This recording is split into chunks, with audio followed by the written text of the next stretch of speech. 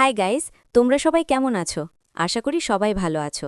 আজকের এই ভিডিওতে আমি দেখতে চাই তোমাদের জন্য ইউনিভার্স কি মেসেজ পাঠাচ্ছে, কি ধরনের গাইডেন্স আসছে, তোমাদের এনার্জি এখন কোন দিকে যাচ্ছে এবং তোমাদের জীবনে কি ধরনের পরিবর্তন আসছে। এই রিডিংয়ে আমি বেশি ফোকাস করব না মানুষ তোমাকে নিয়ে কি ভাবছে, কারণ আগের ভিডিওতে আমরা সেটা আলোচনা করেছি। তবে আজকের চ্যানেলিংয়ে একটা বিশেষ বিষয় এসেছে, যেখানে কারো একজনের ইন্টেনশন বা ভেতরের ভাবনা স্পষ্টভাবে সামনে এসেছে। সেই অনুযায়ী আমি কার্ডগুলো পড়ে তোমাদের সাথে শেয়ার করব। এই ব্যক্তি যে কেউ হতে পারে, তোমার কোনো হেটার, প্রতিযোগী, কেউ যে তোমাকে পছন্দ করে না, অথবা এমন কেউ যে তোমাকে চুপচাপ অবজার্ভ করছে। আবার এমনও হতে পারে কেউ তোমাকে মনের ভেতরে ভালোবাসে কিন্তু প্রকাশ করে না। যদি তুমি থাম্বনেল দেখে এই ভিডিওতে এসে থাকো, তাহলে সেই এনার্জির ভিত্তিতেই এই রিডিংটি তোমার জন্য হতে পারে। এটা একটি টাইমলেস এবং জেনারেল রিডিং, মানে যখনই তুমি এটা দেখবে তখনই এর মেসেজ তোমার জন্য প্রাসঙ্গিক হতে পারে। তবে সবকিছু তোমার সাথে মিলবে এমন নয়, কিছু অংশ তোমার সাথে রেজোনেট করবে, কিছু অংশ নাও করতে পারে। এই রিডিং সব রাশির এবং সব জেন্ডারের জন্য প্রযোজ্য। আর যদি এখনও আমার চ্যানেলটি সাবস্ক্রাইব না করে থাকো, তাহলে অবশ্যই সাবস্ক্রাইব করে নাও এবং বেল আইকনটি প্রেস করে দাও, যাতে ভবিষ্যতে এমন আপডেট মিস না করো। চলো তাহলে শুরু করা যাক আজকের রিডিং। এঞ্জেলস, প্লিজ গাইড করুন। ধন্যবাদ। প্রথমেই এসেছে দ্য সান, খুবই শক্তিশালী এবং পজিটিভ কার্ড। এর সাথে আছে 4 অফ পেন্টিকলস। এরপর আমরা দেখি 8 অফ ওয়ান্স এবং কুইন অফ সোর্ডস। আর ডেকের নিচে রয়েছে দ্য ডেভিল।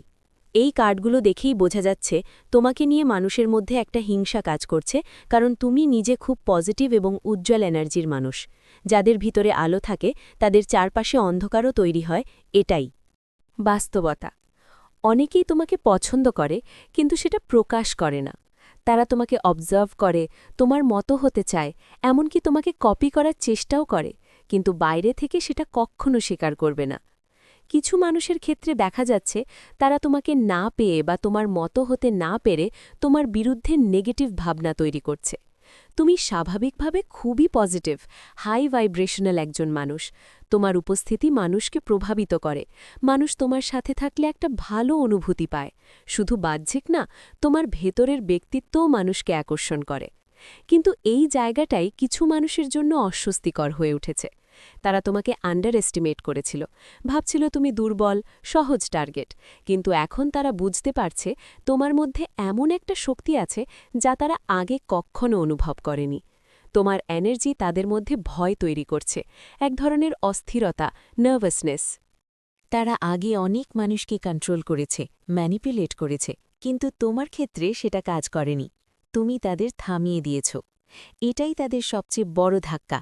তারা তোমাকে ভাঙতে চেয়েছিল, কিন্তু তুমি ভাঙনি, বরং আরও শক্তিশালী হয়ে উঠেছ। তুমি যে পরিস্থিতিগুলোর মধ্যে দিয়ে গেছ তা সহজ ছিল না, কিন্তু তুমি নিজের বিশ্বাস ধরে রেখেছ। আর সেই বিশ্বাসই তোমাকে আজকের জায়গায় নিয়ে এসেছে। এখন তোমার এনার্জি এতটাই শক্তিশালী হয়ে গেছে যে তোমার উপস্থিতিতে মানুষ পরিবর্তন অনুভব করে। নেগেটিভ মানুষ তোমার সামনে অস্বস্তি বোধ করে, আর পজিটিভ মানুষ তোমার দিকে আকৃষ্ট হয়। তুমি হয়তো লক্ষ্য করছো কিছু মানুষ তোমার জীবন থেকে দূরে চলে যাচ্ছে, আর নতুন কিছু মানুষ তোমার জীবনে আসছে। এটা খুবই স্বাভাবিক, কারণ তোমার ভাইব্রেশন বদলে গেছে। তোমার এই ট্রান্সফরমেশন অনেকের জন্য চোখে আঙুল দিয়ে সত্য দেখিয়ে দিয়েছে। শেষের গাইডেন্স বলছে তুমি যে পথে আছো সেটাই তোমার জন্য সঠিক পথ। এখন তোমার উচিত নিজের ক্রিয়েটিভ এনার্জির ওপর ফোকাস করা। তোমার ভেতরে যে ট্যালেন্ট বা ক্ষমতা আছে সেটাকে কাজে লাগাও। নতুন সুযোগ এলে দেরি করো না, গ্রহণ করো। আর একটা গুরুত্বপূর্ণ মেসেজ হলো, তোমার জীবনে এমন কেউ আছে যার ইন্টেনশন তোমার জন্য ভালো। সে হয়তো তোমাকে ভালোবাসে, কিন্তু তুমি এখনও সেটা বুঝতে পারোনি। সবশেষে বলা যায়, তোমার জীবনে বড় একটা পরিবর্তন আসছে, যা তোমাকে সম্মান, পরিচিতি এবং শক্তির জায়গায় নিয়ে যাবে। এই ছিল আজকের রিডিং। ধন্যবাদ।